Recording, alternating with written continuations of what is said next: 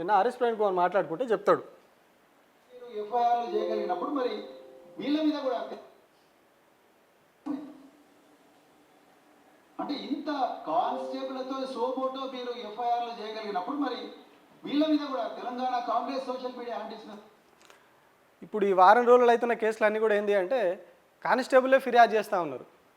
Constable ఫిర్యాదు చేస్తారు, ఎస్ఐలు కేసు నమోదు చేస్తారు, సిఐలు ఎంక్వైరీ చేస్తారు. ఇదే నడుస్తూ ఉంది. ఇప్పుడు మొన్న బీఆర్ఎస్ పార్టీ వాళ్ళ మీద చాలామంది మీద కానిస్టేబుల్ ఫిర్యాదుతోటే కేసులు పెట్టారు. కూడా చేయాలి కదా. ఆ గౌతమ్ పోతుగారు అంటే ఆయన ఏం పాపం చేశాడు? డైరెక్ట్గా ఆయన మీద ఒక అమ్మాయి అత్యాచారం అని చెప్పేసి అంటా ఉన్నారు. ఆయన పోయి కంప్లైంట్ ఇస్తే నా మీద ఇంత ఘోరంగా అపవాదులు వేస్తున్నారు, కంప్లైంట్ ఇస్తే మరి తీసుకుంటలేదు. Where is the fairness? అది అంటే వీళ్ళ ఒక ఏమంటారు మోడస్ ఆపరండి. ఒక దొంగకి ఒక వానికి విధానం ఉంటుంది. మధ్యాహ్నం దొంగతనం చేస్తాడు, మధ్యాహ్నమే చేస్తాడు. వాడు రాత్రి దొంగతనాలు చేయడు. వాడు పోయి తాళం పగలగొట్టేటోడు తాళం పగలగొట్టే దొంగతనం చేస్తాడు. వాడిని పక్కకు కిటికీ తీసుకున్నా అల్లకెళ్ళి పోడు. వాడు కిటికీలోకి వెళ్ళి పలగొట్టి దుంకేటోడు అల్లకెళ్ళే దుంకుతాడు. వాని మోడస్ ఆపరండి అది. సో కాంగ్రెస్ పార్టీ కూడా ఇట్లనే ఉన్నది వీళ్ళది. అంటే వ్యక్తిత్వాన్ని చంపేయాలి. ఒక మనిషికి ప్రజల్లో ఉన్నటువంటి పేరుని, ప్రజల్లో ఆయనకున్నటువంటి ఒక చరిష్మా ఉంటే దాన్ని చంపేయాలి ఫస్ట్ ప్రజల్లో. అంటే ఈయన మంచోడు కాదు, చెడ్డోడు, తప్పుడు పనులు చేస్తాడు అని ఒక బురద జల్లే ప్రయత్నం చేయాలి. లాస్ట్ ఇయర్ కూడా అదే పని చేసారు వీళ్ళు. అప్పుడు ఇందాక మనం వీడియో చూసినాం కదా, వాళ్ళేమో ప్రీ ప్లాన్డ్గా వచ్చి గుద్దుతారు, వీళ్ళు అమ్మాయిలను ఏదో అన్నారు అందుకనే వాళ్ళు గొడవ జరిగిందని చెప్పి దాడి చేసిరని చెప్పి అప్పుడు ప్రచారం చేస్తారు. స్టిల్ అట్లనే తిప్పుతూ ఉన్నారు వాళ్ళు. ఇప్పటికి కూడా అదే క్లిప్పింగ్లు తిప్పుతూ ఉన్నారు. ఇప్పటివరకు పోలీసులు దాడి మీద కేసు ముందుకు కదలలేదు. ఈ ఫేక్ క్లిప్పింగ్లు పెడుతున్నారని చెప్పి ఇచ్చిన దాని మీద కూడా ఇప్పటివరకు ముందుకు కదలలేదు కేసు. కానీ మన మీద కొత్త కేసులు అవుతూ ఉంటాయి. మనం ఇచ్చిన కంప్లైంట్ల మీద ఉండదు. సేమ్ ఇక్కడ కూడా అదే జరుగుతూ ఉన్నది. అంటే వ్యక్తిత్వ హననం చేసేలాగా క్యారెక్టర్ అసాసినేషన్ చేసుకుంటూ అంటే క్యారెక్టర్ అసాసినేషన్ చేసినప్పుడు వ్యక్తి మానసికంగా కుంగిపోతాడు. ప్లస్ సమాజంలో కూడా అరే అమ్మాయి మనిషి ఇట్లాంటి వాడు అని చెప్పి ఒక అభిప్రాయం వస్తుంది. సో అప్పుడు ఏం చేస్తారు ప్రజలు, పక్కన పెట్టేద్దాం ఈయన పట్టించుకోవద్దని ఒక ఆలోచన వస్తుంది. సో అప్పుడేమవుతుంది, ఆయన చెప్పేది నిజమైనా కూడా ప్రజలు నమ్మని పరిస్థితి వస్తుంది. వీళ్ళు అదే చేస్తూ ఉన్నారు. గతంలో కేటీఆర్ పైన చేసిర్రు, ఇప్పుడు అందరిపైన అదే పని చేస్తూ ఉన్నారు. ఎంతసేపు క్యారెక్టర్ అసాసినేషన్ చేయాలి, మానసికంగా కుంగదీయాలి వ్యక్తిని, ప్లస్ ప్రజలకు దూరం చేయాలి. ఇవే కేసులు మొత్తం. ఎక్కడ right to equality? Article section 170 తప్పని రాయండి. రైట్ అయితే మీరు అరెస్ట్ చేయండి అని చెప్పు. మరి ఎందుకు మీరు చేయడం లేదు? అంటే ఇవన్నీ కూడా ఇందులో తెలంగాణలో ఇప్పుడు ఏం జరుగుతుందంటే రేవంత్ రెడ్డి బాధితుడు, రేవంత్ రెడ్డి ఫిర్యాదుదారు, Revanth Reddy police officer, Revanth Reddy investigator, Revanth Reddy close team, Revanth Reddy magistrate అయిపోయాడు, రేవంత్ రెడ్డి జైలు వార్డెన్ అయిపోయాడు, జైలు సూపరింట్ అయిపోయాడు, రేవంత్ రెడ్డి తలార్ అయిపోయాడు. అన్నీ ఆయనే చేస్తున్నాడు. తెలంగాణలో 3.5 కోట్ల మంది ప్రజలకు ఏమి అందరూ సంతోషంగా ఉన్నారంట, ఒక రేవంత్ రెడ్డి మాత్రమే ఇట్లా మాట్లాడతారా, అట్లా మాట్లాడతారా, ఇట్లా ఇబ్బంది పెడతారా అన్నవేగా కేసులు. ఇంకో విషయం చెప్తాడు, నేను బాధితుడుగా ఉన్నా. చాలా క్లియర్. కాంగ్రెస్ పార్టీ సోషల్ మీడియాలో పోస్ట్ చేస్తే, ఛానల్లో పోస్ట్ చేస్తే అది ఆర్గనైజ్డ్ క్రైమ్ ఎట్లా అవుతుంది? నిజానికి ఈరోజు తెలంగాణలో ఆర్గనైజ్డ్ క్రైమ్ చేస్తున్నది ఎవరు? కాంగ్రెస్ పార్టీ. కాంగ్రెస్ పార్టీ బీజేపీలు రెండు కలిసి ఆర్గనైజ్డ్ క్రైమ్ చేస్తున్నాయి. ఇది వాస్తవం. ఎఫ్ఐఆర్లన్నీ కూడా గాంధీ భవన్లో మ్యానుఫ్యాక్చర్ అవుతున్నాయి. ఆర్డర్ ఏమో చీఫ్ మినిస్టర్ ఆఫీస్ నుంచి వస్తుంది. అంటే మొత్తం గాంధీ భవన్ నుంచే కాంగ్రెస్ పార్టీలోని డిఫరెంట్ ఆర్గనైజేషన్స్ నుంచి కాంగ్రెస్ పార్టీ అఫీషియల్ లెటర్ హెడ్ల మీద కంప్లైంట్లు పోతాయి. Same script. మీరు ఒకసారి ఇప్పటివరకు నమోదైన కేసులన్నీ వీలైతే ఆ కంప్లైంట్లు తెప్పించుకొని చూడండి.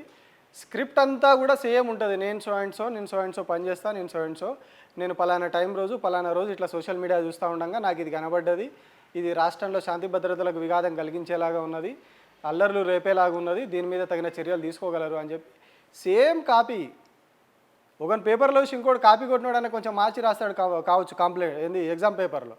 కానీ వీళ్ళు యాజ్ ఇట్ ఈజ్ మక్కీకి మక్కీ, అక్షరం టు అక్షరం మారకుండా ఉంటుంది, జస్ట్ ఎవడైతే కంప్లైంట్ చేస్తాడో వాని పేరు మారుతుంది కింద.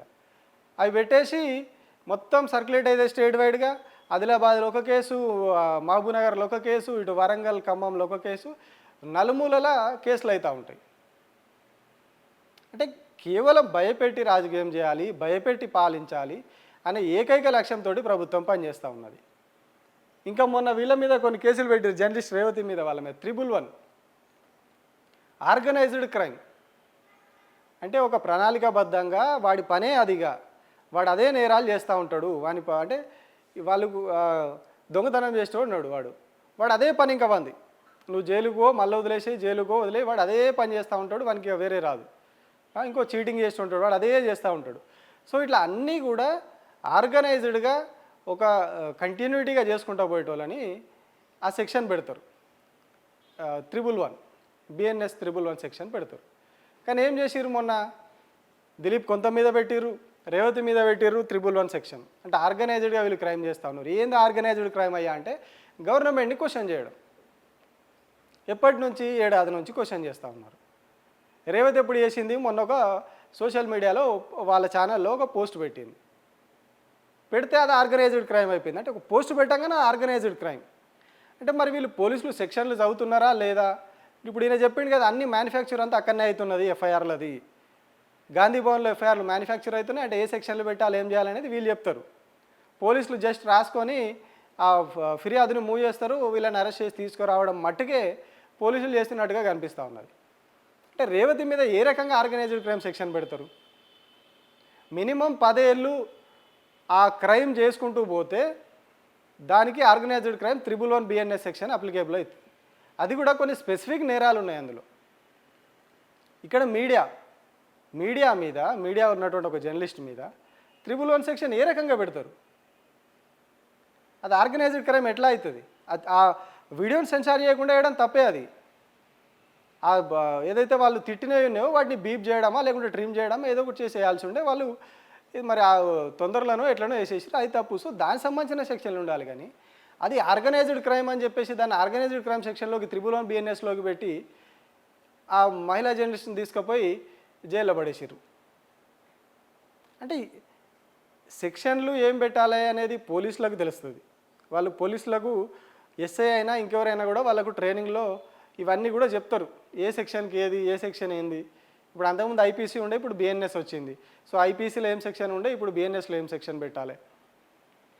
సో ఈ సెక్షన్లు అన్నిటి మీద వాళ్ళకి అవగాహన ఉంటుంది, వాళ్ళు చదువుకుంటారు. సో ఇవి ఎఫ్ఐఆర్లు వాళ్ళే తయారు చేస్తే ఈ తప్పిదాలు రావు.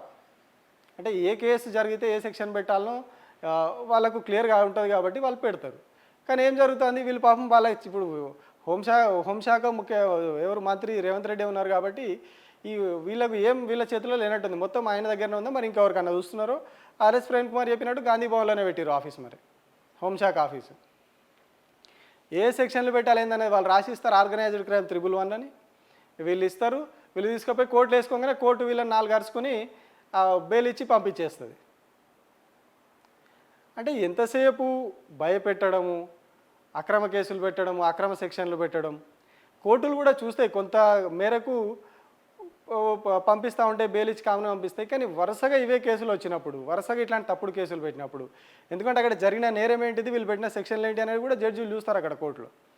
చూసినప్పుడు ఆ లెక్కలని చెప్తారు వాళ్ళు, దీనికి మీరు ఇది ఎందుకు పెడతా ఉన్నారు, ఇన్ని కేసులలో ఇప్పటివరకు మీరు ఇవే పెట్టుకుంటూ వచ్చారు, అసలు ఏం చేస్తూ ఉన్నారు మీరు అని గవర్నమెంట్ని కూడా వాళ్ళు ఏ రకంగా వేసుకోవాలో కోర్టులు వేసుకుంటారు. ఆర్గనైజ్డ్ క్రైమ్ చేస్తున్నది ప్రజలు చేస్తుర్రా, మీరు తప్పుడు సెక్షన్లు పెట్టి ప్రభుత్వం ఆర్గనైజ్డ్ క్రైమ్ చేస్తుందా అనేది వాళ్ళు చేస్తారు.